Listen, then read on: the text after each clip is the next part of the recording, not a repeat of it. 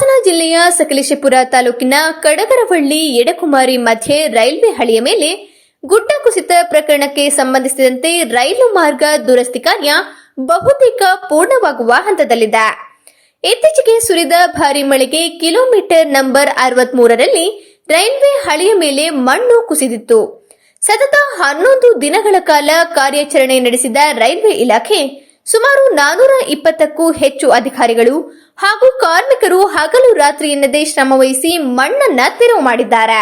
ಇದೀಗ ದುರಸ್ತಿ ಕಾರ್ಯ ಬಹುತೇಕ ಪೂರ್ಣಗೊಂಡಿದ್ದು ಅಪಾಯವಿಲ್ಲದೆ ಮರುಸ್ಥಾಪನೆ ಮಾಡಿದ ರೈಲ್ವೆ ಹಳಿ ಮೇಲೆ ಪ್ರಾಯೋಗಿಕವಾಗಿ ಗೂಡ್ಸ್ ರೈಲು ಸಂಚರಿಸಿದ್ದು ಜುಲೈ 26ರಿಂದ ಬಂದಾಗಿದ್ದ ಹಾಸನ, ಸುಬ್ರಹ್ಮಣ್ಯ, ಮಂಗಳೂರು ಮಾರ್ಗದ ರೈಲು ಸಂಚಾರ ಅತಿ ಶೀಘ್ರವಾಗಿ ಪುನರ್ ಆರಂಭವಾಗಲಿದೆ ಎಂದು ರೈಲ್ವೆ ಇಲಾಖೆ ಅಧಿಕಾರಿಗಳು ಮಾಹಿತಿ ನೀಡಿದ್ದಾರೆ. ಸ್ಥಳೀಯ ಹಾಗೂ ನಿಖರ ಸುದ್ದಿಗಾಗಿ ಸಬ್ಸ್ಕ್ರೈಬ್ ಆಗಿ ಬೇಮಾ ವಿಜಯ ಡಿಜಿಟಲ್ ಯೂಟ್ಯೂಬ್ ಚಾನೆಲ್ ಹಾಗೂ ಪಕ್ಕದಲ್ಲಿ ಕಾಣುವ ಬೆಲ್ ಐಕಾನ್ ಕ್ಲಿಕ್ ಮಾಡಿ ಕ್ಷಣ ಕ್ಷಣದ ಅಪ್ಡೇಟ್ಗಳನ್ನು ಪಡೆದುಕೊಳ್ಳಿ.